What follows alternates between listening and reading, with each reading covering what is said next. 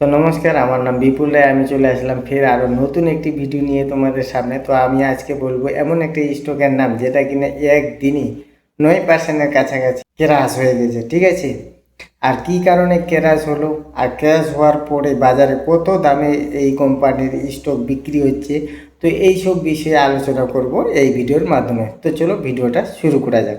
তো আমি চলে আসলাম গ্রো এর মধ্যে, আর কোম্পানিটার নাম হলো সিট।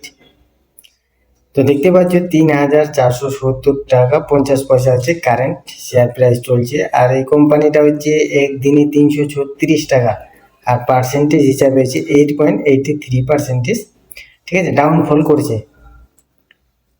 আর 52 কিলো দেখতে পাচ্ছ 2504 টাকা, আর 52 হাই হচ্ছে 4,438 টাকা।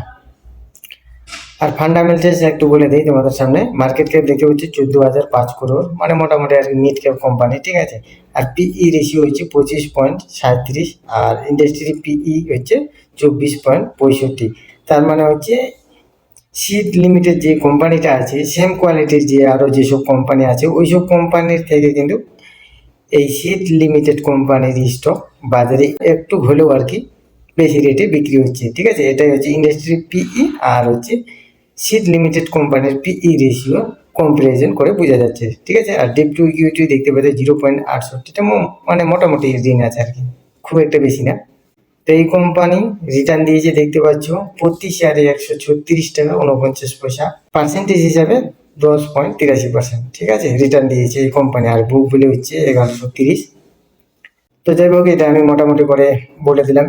এবার আমরা দেখবো যে কি কারণে এই স্টক ক্র্যাশ করে গেল একদিনে 9%-এর কাছাকাছি। ঠিক আছে, তো তার জন্য আমি অফিসিয়াল ওয়েবসাইটে চলে যাব এই কোম্পানির। তো আমি চলে আসলাম সিড লিমিটেড কোম্পানির অফিসিয়াল ওয়েবসাইটে।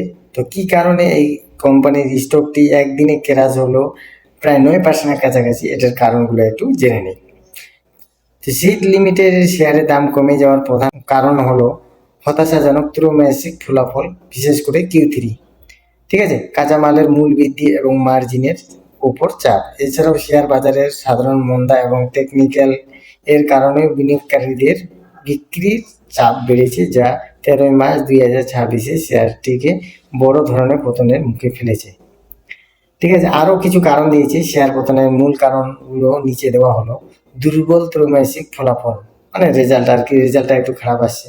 সিড এর সাম্প্রতিক আর্থিক ফলাফল বিনিয়োগকারীদের প্রত্যাশা পূরণ করতে পারেনি, যা শেয়ারের বড় ধরনের বিক্রি চাপ তৈরি করেছে। তারপর কাঁচামালের খরচ বৃদ্ধি, টায়ার তৈরির প্রধান উপকরণ রাবার এবং অপরিশোধিত তেল যেমন ক্রুড অয়েল, এইসব জিনিসের দাম বেড়ে যাওয়ার কারণে কোম্পানি অত প্রফিট করতে পারেনি। ঠিক আছে, তারপর দিয়েছি বাজারের সামগ্রিক পরিস্থিতি। শেয়ার বাজার, বিশেষ করে সংস্ক্রিয় খাতের মানে অটো সেক্টর আর কি, সামগ্রিক মন্দার কারণেও বিনিয়োগকারীদের শেয়ার বিক্রি করেছেন। তো যাই হোক, কেউ যদি তোমরা এই কোম্পানিতে ইনভেস্টমেন্ট করতে চাও তাহলে কিন্তু অবশ্যই ভালোভাবে এই কোম্পানির ব্যাপারে পুরো ডিটেলস জেনে নেবে। তারপর আপনাদের যদি ইনভেস্টমেন্ট করার ইচ্ছা হয় তাহলে অল্প পরিমাণে হলেও করতে পারেন। ঠিক আছে, আর আমি একটা কথা বলে দিই, আমি কিন্তু কোনোভাবে স্টকে ইনভেস্টমেন্ট করি না। ঠিক আছে, আমি মিউচুয়াল ফান্ডে ইনভেস্টমেন্ট করি। তোমরা যদি কেউ ইনভেস্টমেন্ট করতে চাও তাহলে অবশ্যই ভালো করে জেনে নিবে এই কোম্পানির ব্যাপারে। তো আজকের ইনফরমেশনটা এতটুকুই, আবার দেখা হবে আরও অন্য একটি ভিডিওতে। আর এরকম যদি তোমরা রোজ দিন ভিডিও পেতে চাও, ঠিক আছে, তাহলে আমার চ্যানেলটাকে সাবস্ক্রাইব করে রাখতে পারো। এতক্ষণ ভিডিওটা দেখার জন্য অনেক অনেক ধন্যবাদ।